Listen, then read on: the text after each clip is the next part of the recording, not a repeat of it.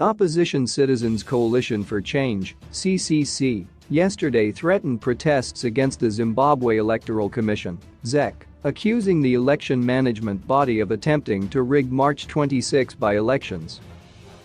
ZEC is being accused of illegally moving over 170,000 voters from their original constituencies and wards on the voters' roll to be used for the March 26 by-elections, a move which critics say could affect the credibility of the polls. The commission has dismissed the allegations of the irregular voter movement but failed to clarify the anomaly.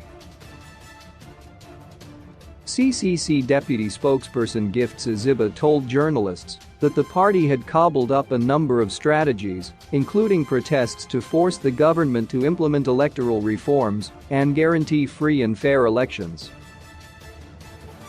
Identity of documentation is one area of manipulation. There was supposed to be a blitz on the issuance of identity documents that goes parallel with the voters' registration process. It is deliberate, Zimbabwe said. The first thing, as an interested party, is public interest litigation. That is why we are taking these issues to the courts. We have to exercise our constitutionally guaranteed right to make those demands, not just in the courtroom, but on the streets, because that is our constitutional right. We are going to be using different strategies and engagements to make sure that we have free, fair and credible elections. The question of fighting for reforms is a collective fight, but we do our moral responsibility as a political party. Zimbabwe said the by-elections were a litmus test of ZEC's capacity to hold credible elections in 2023, but warned that the party could boycott the polls if the electoral field was not level.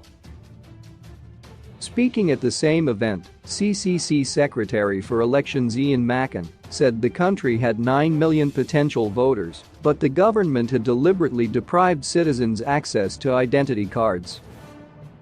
He said ZEC was making unilateral decisions without consulting stakeholders. Something is clearly wrong between the coordination of ZEC and the Home Affairs Ministry, which is going to cost the democratic space, McConey said, adding that failure to issue identity cards impacted on the delimitation and census exercises.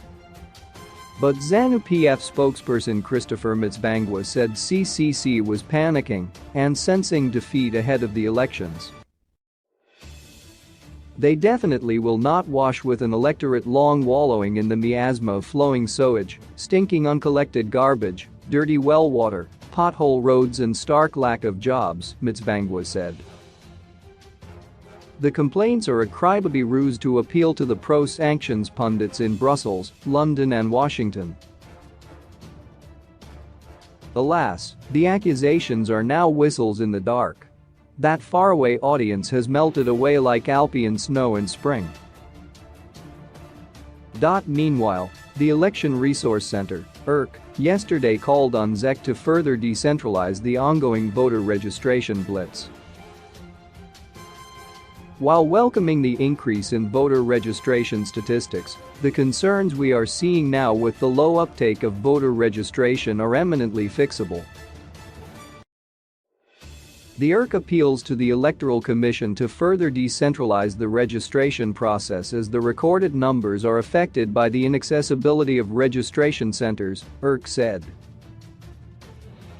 There is a need for the Registrar General's office to harmonize efforts with the Electoral Commission to ensure all youths are provided with national identity documents in order for them to participate in the registration blitz.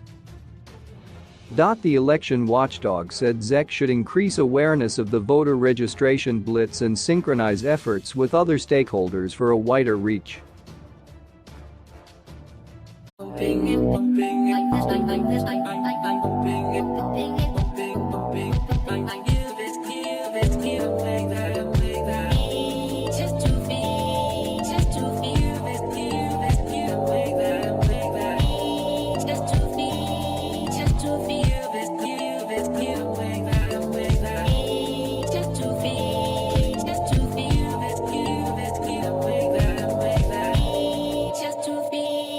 Just to be being in the street.